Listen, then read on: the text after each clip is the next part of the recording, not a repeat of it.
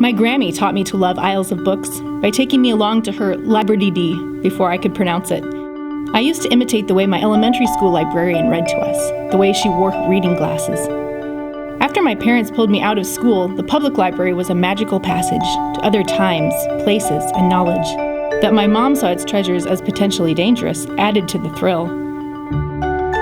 I took my baby sisters to the public library, introducing them to my favorite characters.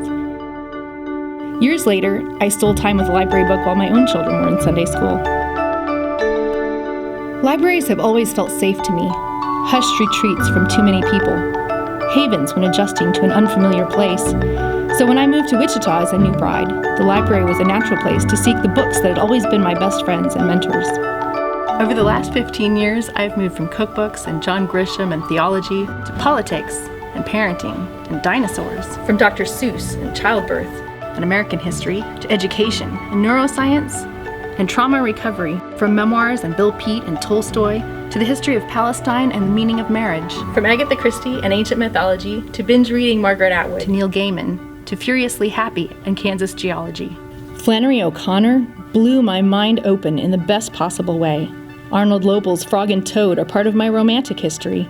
Craig Thompson's graphic novel Blankets healed portions of my soul. Shalom Auslander made me laugh till I couldn't breathe. I love the smell and feel of dead trees coming alive with meaning again in my hands. My husband prefers to receive his stories wirelessly as ones and zeros.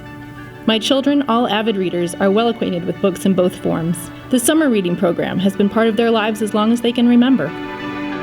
The riches that are the Wichita Public Library taught me to dream and enabled me to transform myself into the person, the mom, the lover, the woman I imagined.